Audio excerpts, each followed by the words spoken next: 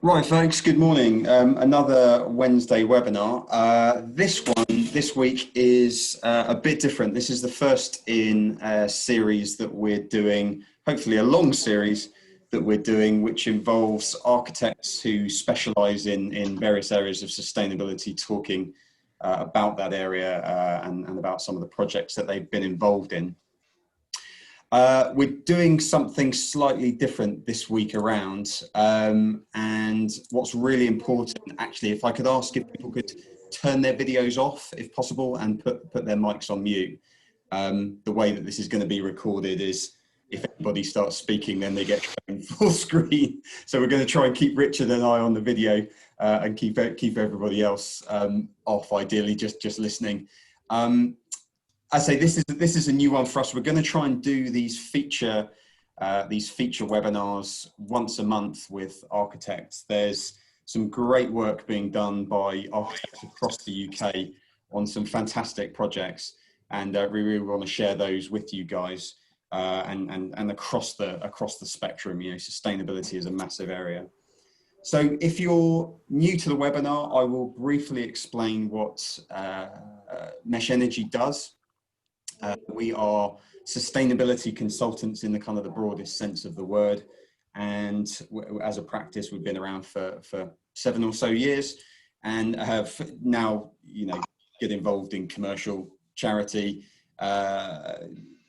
domestic, high-end resi, the whole shooting match, and are really bringing quite a powerful toolkit to design teams to help them navigate sustainability, to walk them through that if you're more uncertain, and really bring some really heavy hitting analytics to design projects, which is obviously increasingly needed for awards and just 21st century design.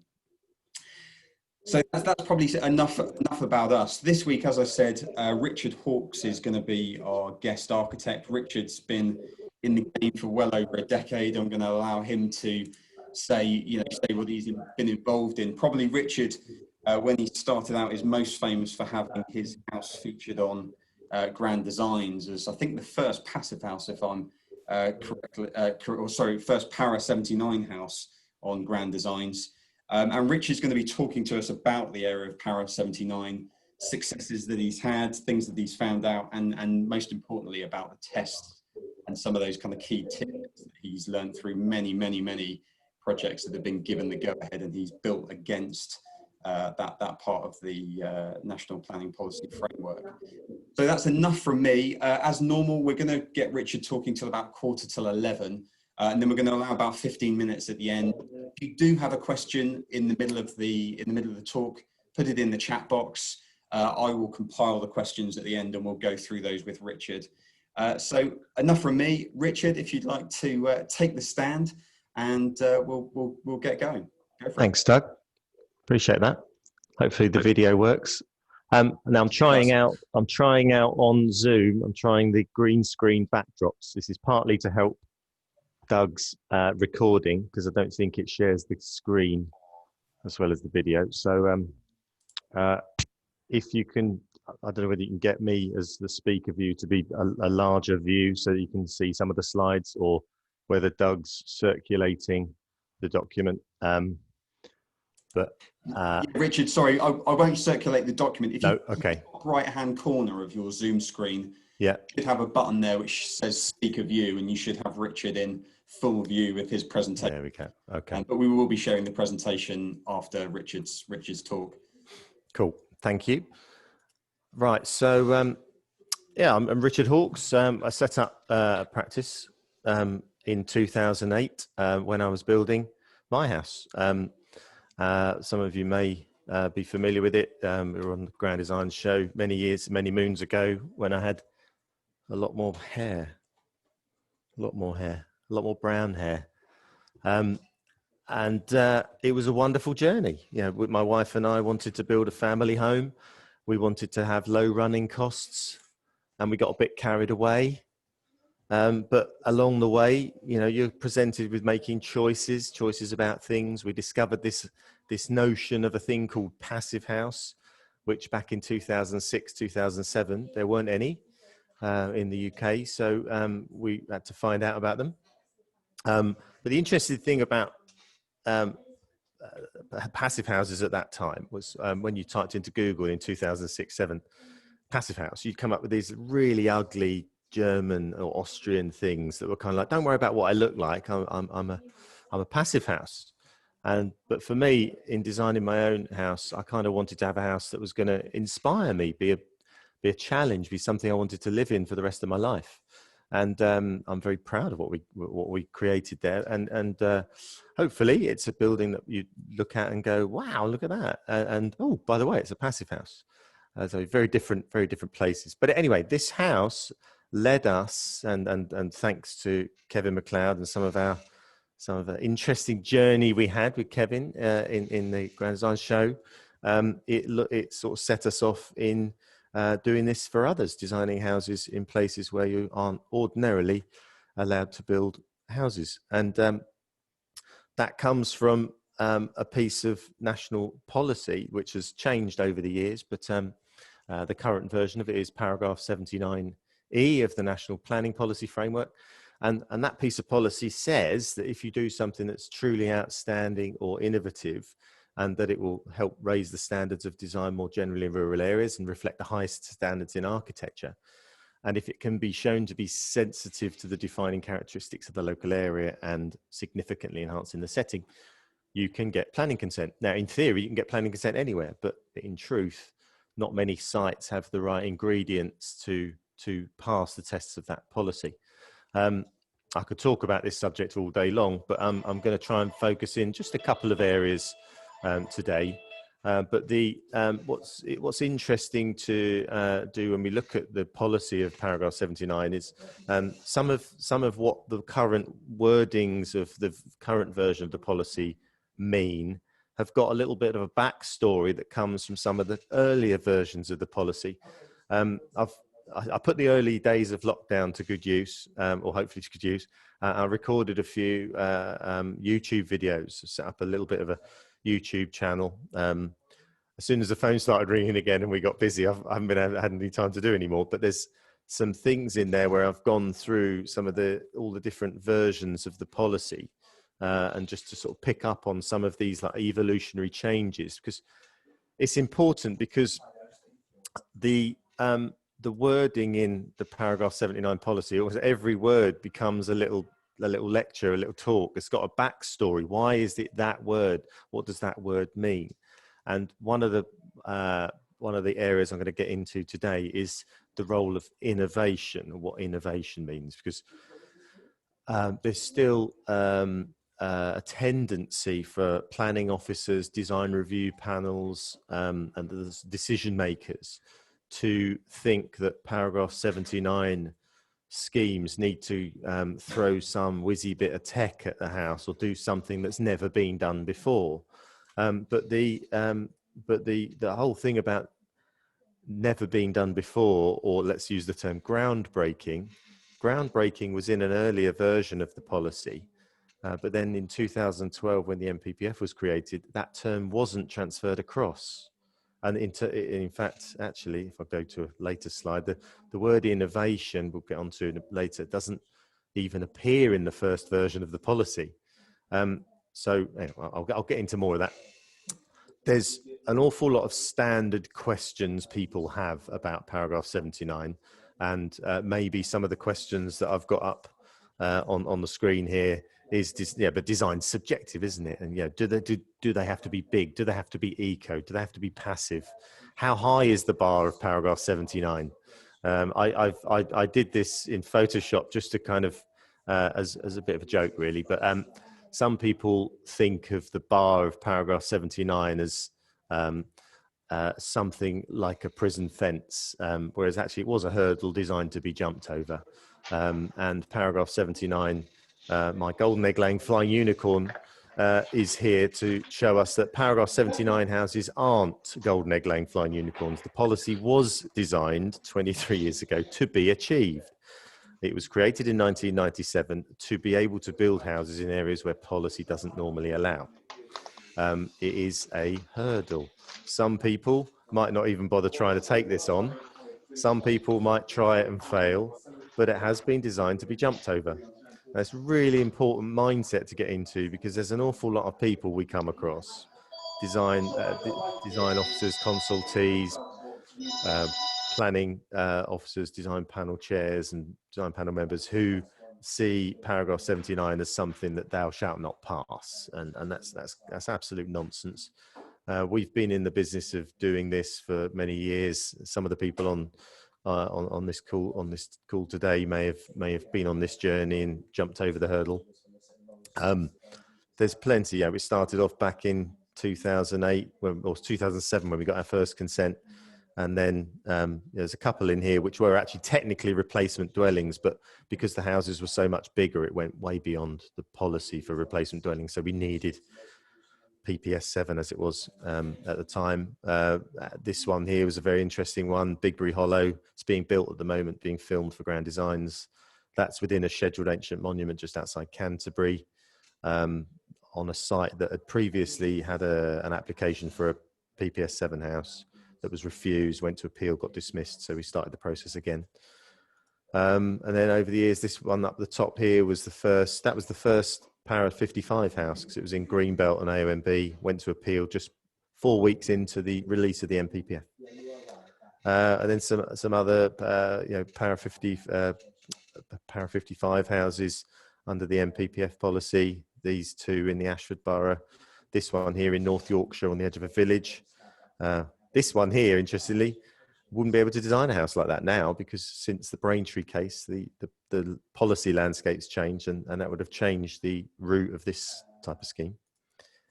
Headlands in Cheltenham, it's a fantastic project with Earth Energy Bank. I'm going to talk about some of the technology that we've put into that scheme there in a bit. This one's in Horsham, this one's on the edge of Cheltenham, this one's Stratford upon Avon, and it goes on. This one we're building at the moment, it's at the top of the White Cliffs, in a AONB, Heritage Coast, right next to a triple SI, really sensitive location. AONB in Berkshire, Old Quarry, Northamptonshire, Gloucestershire, and then our most recent ones near Dover. This one we're starting to build now near Rotherfield, and we've just got consent last month for this lovely cute house, our smallest one yet, in a very rural landscape in Derbyshire. And there's 8 more that we've got just about to, actually most of these are in planning. The bottom 2 here are just about to go in, but these 6 are all in planning. Resolution to approve, recommended approval. They're all heading in the right direction. But they take an awful lot of time, but they are happening. This is just stuff we're doing. There's plenty of other people out there working on these as well. So within the tests of paragraph 79, there's loads of nuance, loads and loads of nuance, loads of things that you see all the time, people getting wrong. When we look at sites for paragraph 79s, and we obviously get to see a lot of sites, where we start is looking at the final tests, sensitive to defining character of the local area. So does the site, what are the defining characteristics of an area? And then how could you significantly enhance those? You tend to look at those last 2 tests, but the first set of tests being truly outstanding or innovative, reflecting high standards in architecture and helping to raise the standards of design. That's kind of our bread and butter. That's our job, isn't it? Being good architects. So we're relaxed about being able to meet the first tests. But one of the topics that comes up an awful lot is innovation. I mentioned earlier that the innovation actually didn't appear in the first version of the Gummers Law when it was first introduced in '97. It was intended so that someone who had 200 acres and wanted to build a big country pad, where policy wouldn't normally allow, could do so. And it was called the Country House Clause. So you had some big, massive, great houses, usually classical in style, coming forward, but not many of them, obviously, handful. But then in 2004, the policy nearly got removed. Labour lobbied to have it removed. And the architectural community stood up and said, no, it's really important that we keep this. So we kept it, it got evolved, and you had PPS 7. So the wording changed. You got terms like contemporary architecture put in, the term groundbreaking was introduced.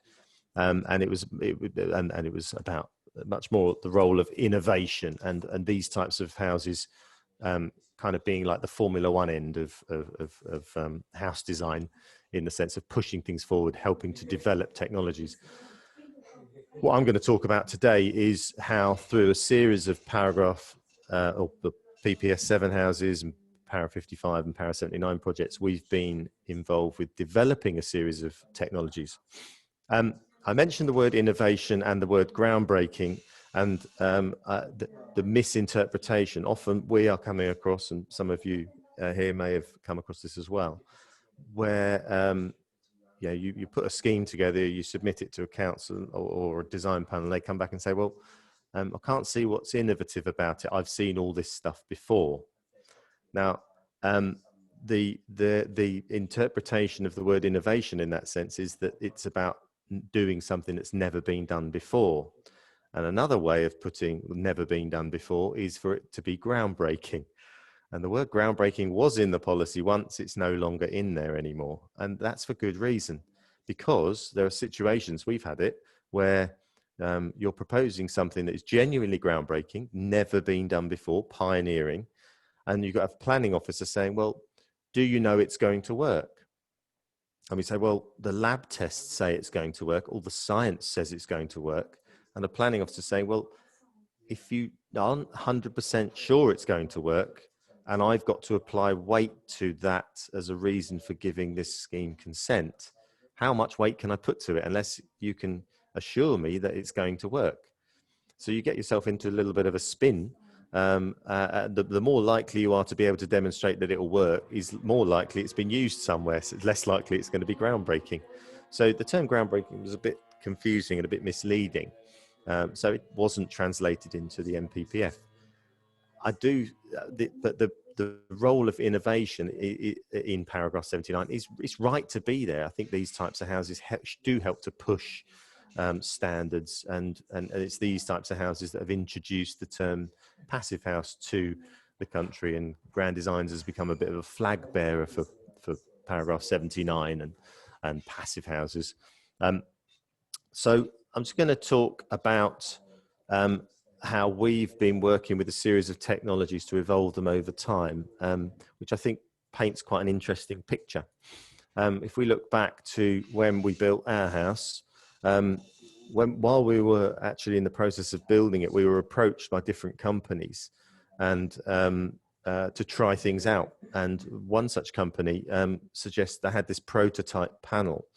It was called PVT. It was photovoltaic thermal. So these are PV cells, and they actually had a sheet of a sheet of glass in front of them to basically capture more heat. But behind the PV cells, we had a glycol cooling system, like a solar thermal panel. So the idea was we were extracting heat, and by doing that, the intention was to cool the panels.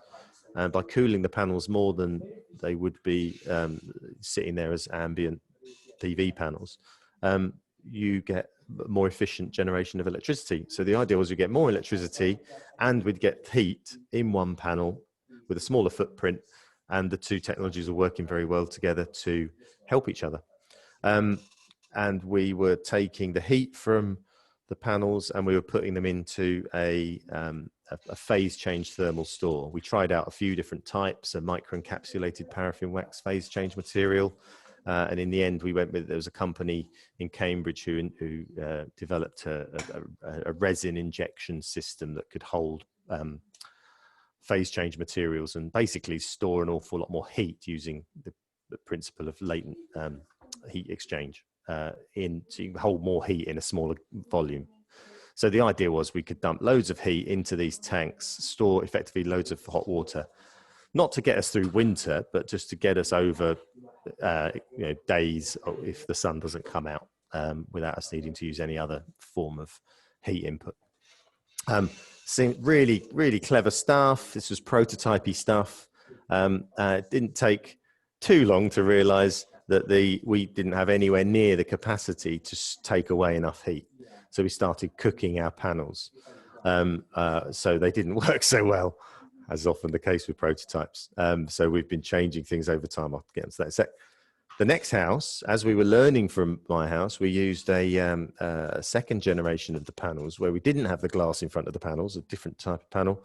And instead of trying to dump the heat in a tank, we put a slinky system in the garden of the house. So using a water-to-water heat pump, we were taking heat from the panels, dumping it in the garden, helping to kind of recharge the ground up from energy that would be taken out during the winter. And then you get a much cooler glycol going up to cool the panels, much larger heat mass, so much more effective way of cooling the panels. And it worked extremely well. We subsequently used an even newer version of the panels and changed the system we had at Crossway. Good thing about Crossway is because it's a certified passive house, it's a great place to test stuff. It's a very good thermal envelope within which to test stuff out. So we changed that. We put a second heat store in very close to the panels so that very early in the morning we can grab more thermal energy. So when you turn your hot tap on, it goes through a solar preheat stage first, and then the water is heated up a little bit, and then it's just topped up with the second heat store. Very, very clever, very efficient. We're learning all the time. The next house, this was in 2016. This is a paragraph 55 house in Biddenden in Kent. This house, we took the idea a step further. Now, rather than having a slinky system in the garden, here we basically put a series of 1.5 meter deep boreholes underneath the house. And we use the house as a kind of lid of a flask. And so what we're doing up on the roof here, we've got, I can't remember how many, 30 odd fourth generation PVT panels, soaking up the sun, taking that energy, dumping it under the house, and the inside edge of the footings were insulated. Underneath the buildings, 250, 300 mil of insulation, acting as basically a lid of a flask. So all the clay that was underneath the house was getting heated up, and we've seen summer to winter temperature changes of getting on for 20 degrees in the clay underneath the house. And basically we're using the space underneath the house as a massive great thermal store, and building up that heat energy. There we go. So we've got all the panels up there. Heat pump transfers all that energy into the clay underneath the house. And there's a very sealed system of pipe work, dumping heat into the ground with bentonite around the holes, dissipating that energy out. And basically in the summer months, we're heating up the ground underneath the house to get the house through winter without needing another form of heat input. It's incredibly effective technology. So this is the kind of graph here of the summer. This across the year, we're sort of seeing that big spike of energy in the summer that we can get from the sun. But it's great. There's a big bubble of energy we can grab in the summer, but we need the energy at a different part of the season. So trying to actually take that amount of energy and store it for months to be used at a different part of the year is kind of, I call it the holy grail of sustainable technologies, really, the interseasonal heat store. But this is the energy bank is a technology we're doing that. So what we're doing is that this dotted line here is kind of the heating up of the ground underneath the house. So it gets to its peak around about now, actually, about this time of year. And it's going to be, as we start moving into November, that we're going to have to start drawing down on that heat load that's stored under the house to run the house through winter. But because we've designed the house to have a very thick ski jacket on, the house doesn't use anywhere near as much energy. It doesn't need as much energy for heating in the first place. So the heat load is much lower. So there's much less energy to put into it in the first place. 2 years later, we were working on this house. This is in the area of the Cotswolds, AOMB, just outside Prestbury near Cheltenham. It's called Headlands, and here we took a leaf. This is the form of the roof's a leaf. What the leaves do, capture the sun. We're capturing the sun on on the leaf, as well as a series of PVT panels along the stem of the leaf, which is just off to the bottom edge of this image is a PVT array.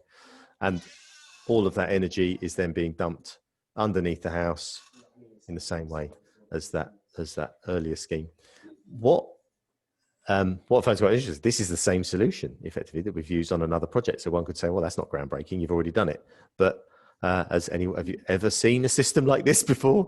There's no two ways about it. This is innovative. Every single system we put in, we're learning from the control systems, the type of heat pump we should be using, evolutions of the panel types, the pipe types, the distribution of the pipes, how many we need. As we get more data, it's informing how we go about designing these, and moves on to another interesting case study, the clifftop house that we got planning consent for at Appeal.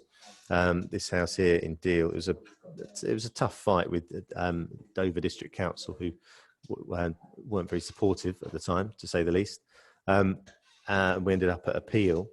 But in the planning conditions, we were, the planning conditions said, do what you've said in your planning document. And in our planning document, because of the timing of when we put the planning in, but by the time we then were building, it was a couple of years later. But when we put planning in, we didn't have all the knowledge we had by the time we were actually building it. So at the time we designed it, we're in chalk. We can't dump the energy in the same way as we can in clay, because chalk acts much more as an insulant. So on this scheme, we were drilling a much deeper borehole. My hotspot has been shifted. We did a much deeper borehole, and we're basically creating a heat bubble deeper in the ground, and heating the ground up during the summer to then draw that energy off in the winter. Same principle, but just one deep borehole. By the time we got to building this scheme, the data we'd got showed us that it was possible that we could actually put a slinky in the strip footings when the substrate is chalk, and that the footings themselves, the concrete footings, could become the heat store, and the chalk would act as the insulant to keep the heat in the footings. And we thought, brilliant, that's going to mean less disruption to the ground. We're 70 meters away from the edge of the cliffs here. Obviously, there's a sensitivity about drilling down into it. We could have avoided that. It was much cheaper, much more cost effective. But the local authority, in their wisdom, said, well, that's not the same as you said in your planning application. And we said, but hang on a minute, surely paragraph 79 schemes have got to be about constantly trying to evolve. Like my house has been able to change and try things out, be a test bed for new technology.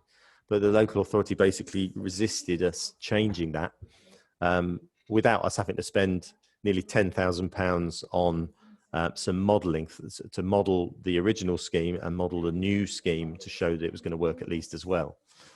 So we just said, oh, never mind, then we'll just do it the way we said. But it's really unfortunate. So the local authority's attitude there stopped us carrying on innovating. But when we do come across sites where this technology is appropriate, and to be honest, not many sites are appropriate for Earth Energy Bank or this particular type of combination of technologies, but where they are right, and given the fact that over a series of projects we've developed and got a set of technologies to work really well, damn right I'm going to use them again. Does that stop them meeting the test of Para 79? Well, of course it doesn't. It can't. That wouldn't make any sense. To use Para 79 schemes as something to try something out, but only once, and then you've got to use something else, doesn't make any sense at all. Of course, we must learn. We must use these to develop things that work. There will be things that carry on working and that maybe become mainstream at some point. There'll be certain things that we try out that don't work and fall away. But I use this I think this is a really important case study, and by all means use it if you come up against this point with other people in future. Is if you've got a set of technologies that are absolutely suited to a certain scheme, just use them. We've done Para 79 schemes where we've literally just got standard PV panels and standard biomass boiler, and nothing kind of groundbreaking or I'd say innovative, because the technologies of those have continued to develop and get better over time. But it's very standard technology. But on certain schemes, that could be absolutely right for a Power 79 scheme. There's no need to throw some whizzy tech at it. But the the principles of how we go about designing our houses follows a very strict set of principles that starts first off with fabric first, reducing the amount of energy you need in the first place. Doug will have talked about this, no doubt, on his webinars many times. Nothing rocket science about that. We've all heard this term before, but it's really, really important to start here. We get so many people phone us up and saying, I want a house, I want it to be really sustainable, I want it to have rainwater harvesting, heat pumps, PV, and their immediate response is to think about what technologies are on the house. But if you start with the fabric first, reduce the amount of energy you need in the first place, then look at ways of maximizing the free gains you can get through orientation, form, and such things. Once you've followed those two steps, then once you've got that smaller footprint of energy, then look at what the most appropriate way of servicing that energy requirement is. And it's a really simple set of principles there. I see some questions popping up there, but we'll leave those till later, I guess. Fundamentally, nice simple analogy is that houses generally have been designed with T-shirts on. If we look back at houses 400 years ago, they would have, your association with the weather would have been much closer, put it that way. You may have had some glass in your window, maybe not. You might have had some timber shutters across there. You would have had something that kept the rain off you. But when it was winter, you'd have damn well known about it, and you'd have worn very different clothes. Our culture has changed a lot over the centuries, and it's only really since the Second World War that we started pumping loads of energy into our buildings. But our buildings, we kind of just, they were the things that had T-shirts on, and we wore the different clothes at different times of the year. I like this analogy, nice and simple. And it's since we started pumping energy into our buildings and realizing the impact of that in terms of energy and cost and climate and things, that we realize, well, we need to put thicker jumpers on our buildings. And we sort of, I guess we're still coming to terms with that, because we'll often look at the existing housing stock and call it unsustainable or call it poor. Whereas actually, I used to live in a Victorian terraced house, and when that was built, I would argue that was a zero carbon house, because it didn't have central heating. There would have been a small fire in the front room, and everyone would have huddled up around that. There would have been probably hot water bottles sitting in people's beds, which would have been freezing cold in their bedrooms. But the energy footprint of the building would have been tiny. So a controversial argument is to say, if you live in a Victorian house, live in it a little bit more like a Victorian. Now, of course, that challenges modern culture. We all have got used to being able to wear what we want, because the weather is something that happens outside now, because we've isolated ourselves from the weather. Because we pump energy into our buildings to keep the weather away from us. But that's, I would argue that that's just an unsustainable aspect of modern culture. And one way of addressing that is, if we're going to design new buildings, just put proper ski jackets on them. I'm doing a talk on Friday, actually, for Design Southeast, talking about some of the other aspects of this. And it's quite funny, because our building regulations still set some of the worst standards in Europe. But it's seen as that's what you have to achieve. Some people, a lot of people will be thinking, well, all I need to achieve are these building regulation standards, and it's kind of, no, aim higher, look beyond that, invest in it, make the building so much better. Interesting one for architects, this one.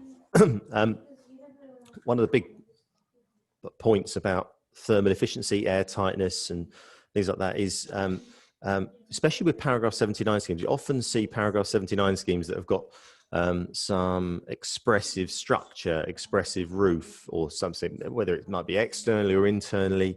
You might see the expression of the structure as an integral part of the architectural expression. So I've done a series of diagrams here to try and explain something I find quite interesting, and there's some really interesting case studies that go with this, probably another talk. But if you, this first example's kind of like the Elizabethan house we used to live in, where let's call this structure here an oak frame, and the outside of that oak would be cold, the inside of the oak in the house, once it's got central heating in it, would be warm, and then there's not much insulation, but there's a warm side of the wall and a cold side of the wall. But then there's loads of gaps around everything, and as that oak moves, it creates drafts, and which is very difficult to keep airtight. But also there's a lot of cold bridging through that type of structure. Another way of looking at the building elements of structure and the thermal envelope is to think of the structure expressed externally, which would be a cold structure, and then you put the sleeping bag inside that structure. So you can get a nice, neat thermal envelope, keep everything warm and airtight, but you express the structure externally. Equally, there's another way of doing it is to actually have the sleeping bag on the outside and have the structure expressed internally and keep the structure warm. All different ways of going about doing it, but they have quite a lot of implications on aspects like airtightness. Then another way of looking at it is to so this is a good example here of a house that actually won House of the Year, and it was a CLT frame internally, with the intention of it being expressed internally, and then all the insulation sitting on the outside of that to keep the CLT warm, and then the external finishes were fixed to that. But there was a long distance between the external finishes and the frame that was holding the building up.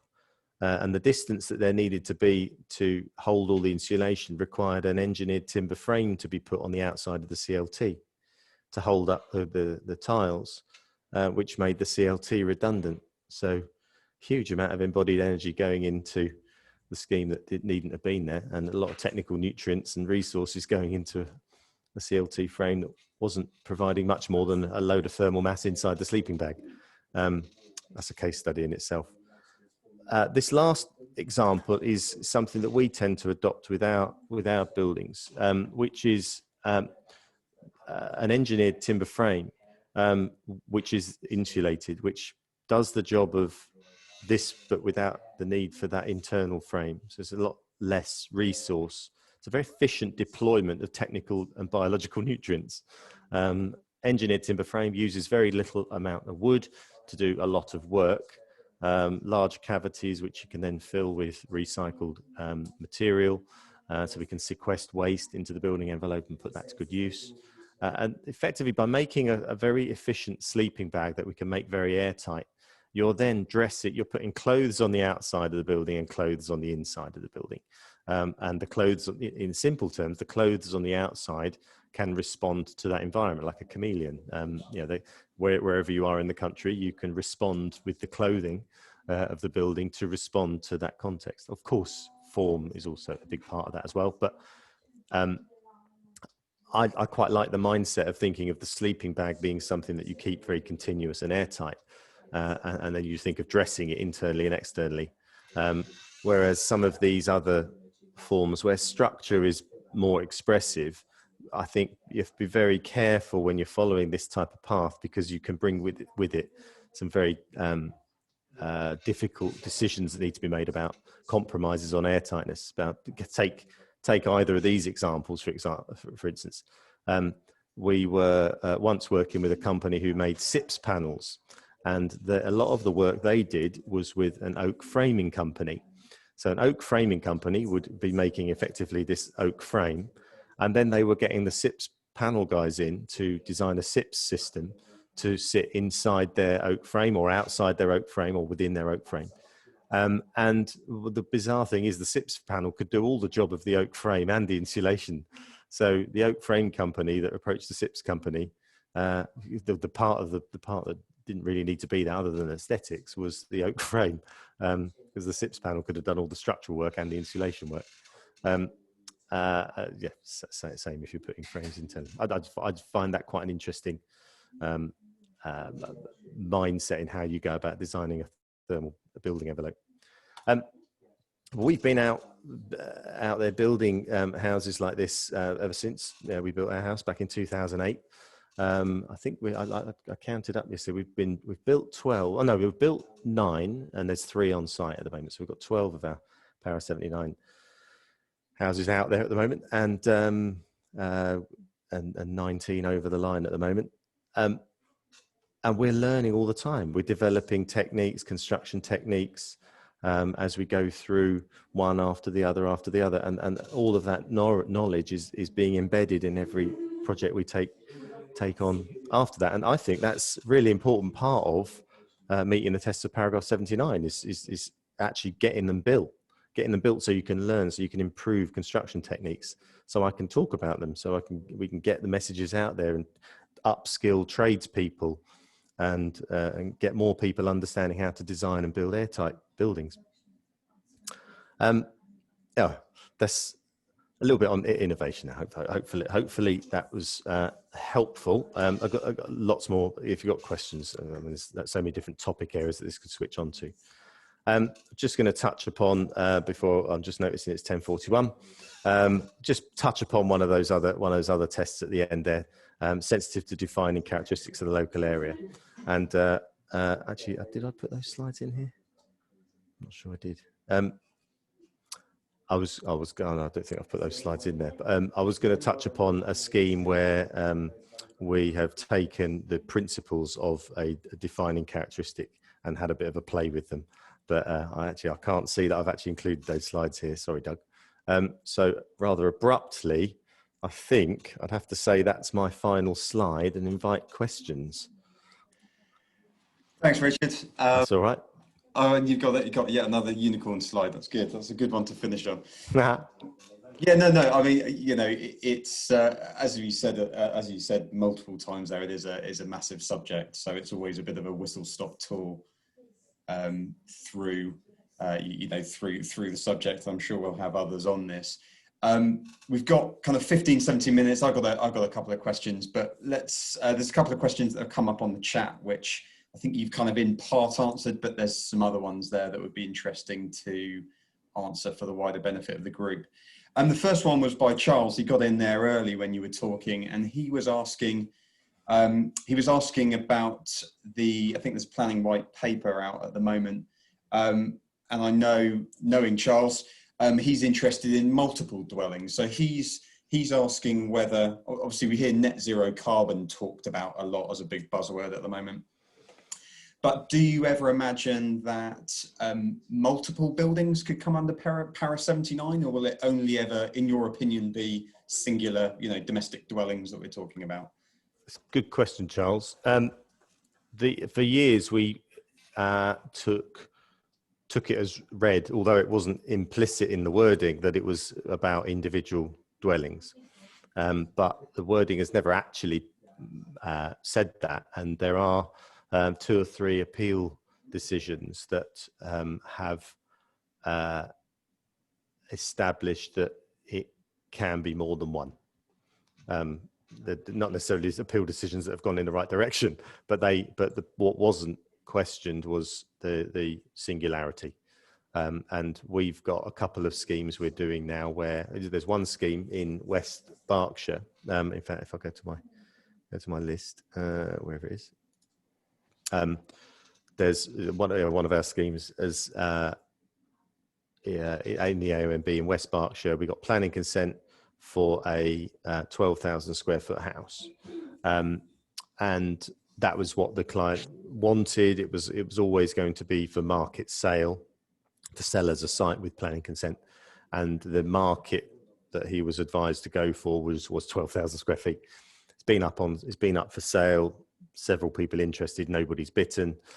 Now we're going back in with a scheme for 4 3,000 square foot houses, on the basis that we're not having any more house, if you like, but there will be obviously more families and potentially more cars. But another thing that's happened that's been really interesting this year, COVID, and people working from home. So we've actually put a separate outbuilding there, which has got combined office facilities. So there's effectively a communal building where people can go to work on the site of the houses. It partly helps to reduce traffic footprints. It helps to create we've also got a microgrid strategy going on. So the whole scheme is working off one, as kind of like one symbiotic organism in a sense. There's another scheme we're doing in up near Chesterfield where we're following similar strategy, multiple house using the Para 79 policy. So yes, I mean, and also on that second scheme, the whole working from home thing. I think what's happened during COVID is it's completely changed we've had a lot of clients getting in touch with us and saying they want to expand that home working facility. That home office that might have been for occasional use is all of a sudden somewhere where they can see themselves permanently working. So it's changing the nature of briefs. And that's great to see. And I think Para 79 schemes, it's houses in the countryside that are in isolated locations. It's great if they start doing that. I've found, we live in a rural community, and we found our rural community to be extremely resilient during COVID. The farm shop never did better business.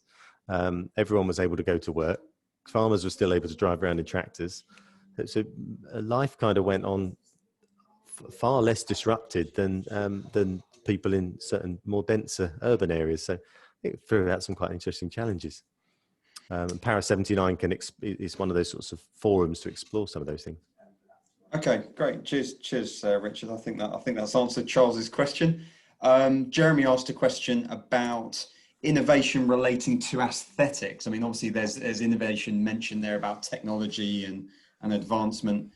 And obviously it's got to be, Para 79 buildings have to be of outstanding architecture, but do you believe innovation is touching, the forming and aesthetics of the building as well as technology?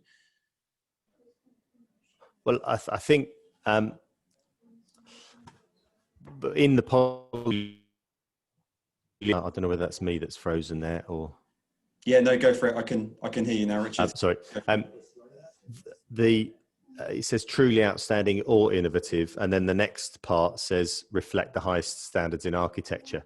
So reflecting the highest standards in architecture, one would expect obviously the quality of the building in design terms on every level to be exceptional. It's difficult to distinguish between something that reflected the highest standards in architecture and why that wouldn't therefore be also truly outstanding. So I kind of think that the aesthetic component is tied up in there anyway, in Para 79 in other areas, but to suggest that your aesthetic treatment is innovative, I would say it's interesting, but I sort of generally come from a place of saying, well, there's nothing new under the sun. And going back to the thing about whether you're being groundbreaking or not, if you're playing with a new aesthetic, is it because it's an innovation of a material? Maybe you're playing with the way a material is used. That could be some R&D involved in that. That could help your that could help you passing the innovation test. But the way the wording is actually constructed, because of the requirement to reflect the highest standards in architecture, and if that's indivisible from being truly outstanding, i.e., if it reflects high standards in architecture, it must be truly outstanding. Because of the or in the policy, then innovation could actually be argued to be mute. I don't believe that's the spirit of it, but it certainly, to my mind, changes the nature of the weight afforded to innovation as a never been done before idea. Okay. Hopefully answers the question. You get that, yeah. Luckily this is being recorded, so we can to that and pick that apart. Another question that we had from, let's see who we got from, Tom. Actually, Tom Young was asking, there is, and I'm guessing this is a scheme that Tom's involved in, and I've seen this actually numerous times in Para 79 projects where, buildings, they're trying to sink buildings into the ground, trying to make them less aesthetically obvious. And so he was saying, how does your experience, using vegetation in that way, or trying to put a house into the ground, or burying a house into a hillside, is that viewed favourably by the design? It's a great question, but let's do. You have to ask why you're trying to why you're burying it in the. If you're burying it in the ground for it to try to not be there, or to try and minimise its impact, then is that the right thing for the site? Is the site significantly enhanced through the integration of that building? A requirement of the policy is to significantly enhance the setting, and buildings can and often do enhance the landscape within which they're set. Our countryside is littered with buildings that make the landscape a better place. I live in Kent and we've got oast houses everywhere. They look fantastic in the landscape. If you're burying a house into a hill and putting vegetation over it to try and act as camouflage or to try and hide, I would say you've probably got the wrong pair of glasses on, the wrong way of looking at it. Sometimes that type of response, a very assimilated building, can be the right response to a site, but there are different types of sites that could take different responses. There's a category of Para 79 house that is I call the spaceship variety, that stand in contrast to their landscape and stand very proud, like an English country house. They'd have stood very proudly in their landscape. They'd have dominated their landscape, reshaped the landscape around them and say, I am the centerpiece. And some Para 79 houses are kind of like these spaceships that have come in, and the landscapes can look fantastic with that conversation that happens between the building and the landscape. But some sites require a much more well-mannered and sensitive response to the landscape. It might be about the material character of that landscape. It might be about the shape and form of the way buildings sit in that landscape. If you're going to demonstrate sensitivity to that landscape's or that location's defining characteristics, it might well be that the building form needs to be more gentle, more understandable, more accessible, rather than this spaceship beaming in from outer space. Or it might be that a building wants to sit like a bird hide and then just enjoy a certain aspect of the landscape and assimilate into it. But I'd say the motives of trying to hide it can sometimes come from a place of recognizing deep down that the house would be better off not being there, and the landscape would be better off without the house being there. So it's maybe a question to ask yourself when you're thinking about that sort of design solution. Okay, thanks for that, Richard. Yeah, so what you're saying is it may or it may not be seen as unfaithful. Yeah, sorry. Yeah. On the story you're telling. No, that's fine. There's a question that I wanted to ask. I know, Rich and I have been working together for a while, and we worked on a site in Cambridge. And one of the things that a number of people on the call might be wondering is, particularly when it comes to fabric efficiency of buildings, what kind of standards should they be pitching at for, I don't know, a SAP rating or an air tightness value or an embodied carbon value? In your mind, where should the fabric of the building, let's just park innovative technology for the minute, but the actual fabric of the building, where should people be pitching these buildings to even be kind of serious when they're stood in front of the design review panel about it? It's interesting. We've not yet we've not put a Para 79 scheme in yet, including Crossway. I didn't. It's not that I promised it would get a Passive House certificate. We didn't do that at all. It was just the Passive House Institute said, can we run it through PHPP and see how it gets on? So we haven't included that as part of our package. What we've always done is give a specification to the elements of the building that are effectively looking at Passive House as a model,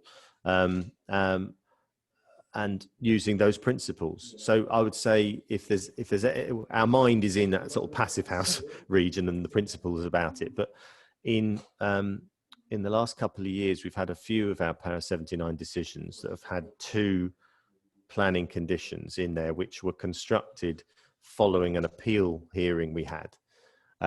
And it was picking up on this discussion I talked about earlier about how Dover District Council wouldn't allow us to change the technology. So from the time that we actually put the original planning application to the time it was at appeal to the time we were then actually building it on site, it was like a 3-year period. And the spirit of what we should have been able to do is, at the point we're going to build it, use the best technology that was available at that time. But the way the conditions were constructed and the way the local authority were being at the time were kind of kept us in aspic. So we actually wrote 2 planning conditions that have been included in a few of our decisions now. And one of them is about securing the performance, as in the fabric performance of the building. And rather than using Passive House, because that's it's a non-UK accreditation scheme, and why should that be built into the UK piece of policy? So we've said, well, why not have it? We've said to achieve at least 100 in SAP. So 100 being 0 carbon. So if we set the building performance as a minimum of 100, then that's condition 1. That secures that, and that's something that can be signed off and measured against. And then the second condition is a condition constructed to allow us to effectively follow the spirit of the technology systems that we put forward for a given scheme, but the wording is such that it allows us more flexibility to adapt that, so that the time from getting planning consent to the time of building it can actually pick up on any of those new innovations. So yeah, we've kind of got 2 planning conditions there. One is about securing the building performance, and a separate one's about what makes the place tick. Okay, yeah, I hope that helps. That's great. I mean, I think that is a difficulty, certainly when we get approached about sustainability on Para 79 projects. That's sometimes people are guessing at where they need to be pitching it, so that also help. I was just going to, we're quickly running out of time. We're just going to do one quick one. I'm going to put you on the spot here a bit, Richard. David's asked about cost of Para 79 homes per square metre. So whilst every project's different, and obviously the risks are potentially, very, very varied compared to building a standard home. In your mind, if people were talking to their clients about Para 79 houses, what kind of numbers are we talking about per square metre? I think most of us have got a range for standard homes, basic spec, luxury, but because we've got all these other planning costs and all these other consultant fees early on, are you able to share just a... Absolutely, there's a lot in this one. So when we start design, there's no point us designing a house that's too big and too expensive for a client to be able to build. Otherwise we'd get planning consents and no one could build them, and they're pointless. So at the beginning of the design process, we have to understand what's the ceiling value of the house, how much money did they pay for the land, how much space is there between what they paid for the land.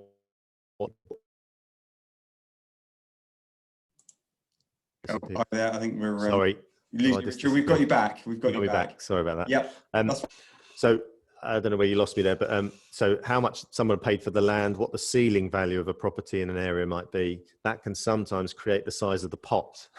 And the size of the pot divided by a certain number per square metre will equal a size of a house. So if a client comes along and says, I want a 500 square metre house, I've got £2.50, clearly there's not going to be the right dynamics to get a house of the sufficient quality to pass Para 79. So we advise clients that you should, we start with a sort of £2,750 a square metre as a fairly robust figure. We've got houses that have met this level of performance through Para 55 or 79, where we've achieved just over £2,000 a square metre. My house was less than that, but the architect was quite cheap. But the building where we know that there's a pressure on the amount of house and the size of the pot of money, where we know there's pressure on those dynamics, we know that our architecture needs to be more refined and restrained.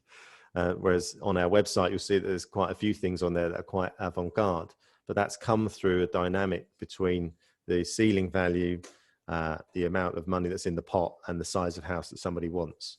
But the performance and the technical performance of the house always has to be very high, reflect the high standards in architecture. It's got a technical component to it. So we've delivered houses under Power 79 from anywhere from like £2,000 a square metre to well over 4. Okay, yeah, I mean, I think that's really helpful. I think most people envisage Power 79 as, you know, costing 2-3 times as much as a normal home. If you design a crazy roof on it and whatever, and you didn't keep an eye on the ceiling dynamics and the how complex you make the building to fit the dynamics of that client, then we've been approached by people who've got a Power 79 consent, but they can't build it. They then got a cost plan and went, "Oh, mate, this doesn't make any sense at all." So they've had to design another house, and then they're back to square one in many ways because they won't necessarily get planning consent for a different house. And interesting, and this all again just as a kind of a final point. I think this again comes back to, with the proper planning, with the proper analytics, with the proper focus, with the proper process in place.